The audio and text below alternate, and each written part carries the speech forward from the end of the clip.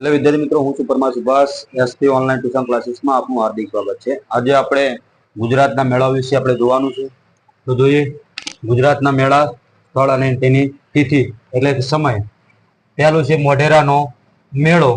કઈ જગ્યાએ આવેલો છે? તો મોઢેરાનો મેળો છે મોઢેરા ગામની અંદર. કયા જિલ્લાની અંદર? તો મહેસાણા. ક્યારે ભરાય છે? શ્રાવણ વદ અમાસ. બીજો છે બહુચરાજીનો મેળો. કઈ જગ્યાએ આવે છે? તો બહુચરાજી કયા જિલ્લાની અંદર? તો મહેસાણા જિલ્લાની અંદર. કયા દિવસે ભરાય છે? ચૈત્ર સુદ પૂનમના દિવસે. શામળાજીનો મેળો.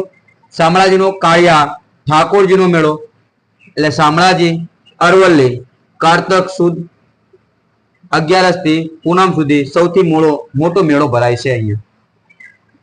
ભાદરવી પૂનમનો મેળો અંબાજી બનાસકાંઠા ભાદરવી પૂનમ. ભવનાથનો મેળો ગિરનાર જુનાગઢ મહાવદ નુમથી 12 સુધી અહીંયા ભરાય છે ભવનાથની અંદર.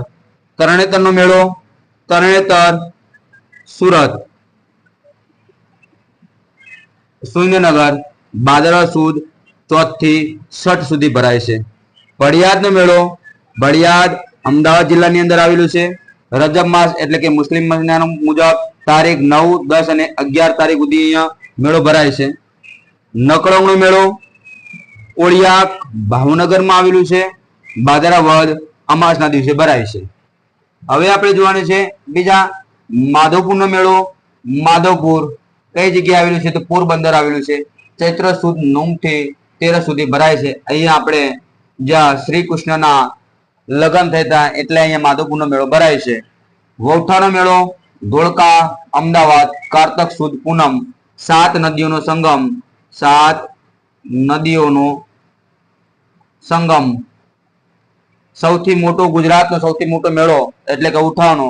અને અહીંયા ત્યાં ગધેડાની લે વેચ થાય છે. મેળાદાતાનો મેળો ઉનાવા મહેસાણા રજબ માસ 16 થી 22 તારીખ સુધી.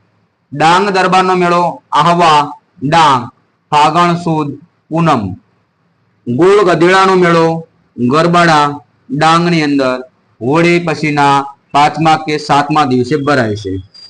કાર્તકી પૂનમ માનો મેળો કઈ જગ્યાએ છે? તો સોમનાથ ગીર સોમનાથની અંદર આવેલું છે. કાર્તકી સુદ પૂનમના રોજ ભરાય છે.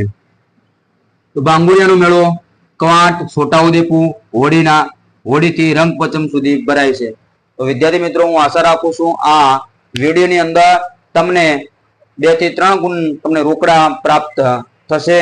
તો આ વિડીયોને શેર કરજો, લાઈક કરજો, સબસ્ક્રાઇબ કરવાનું ભૂલતા નહીં.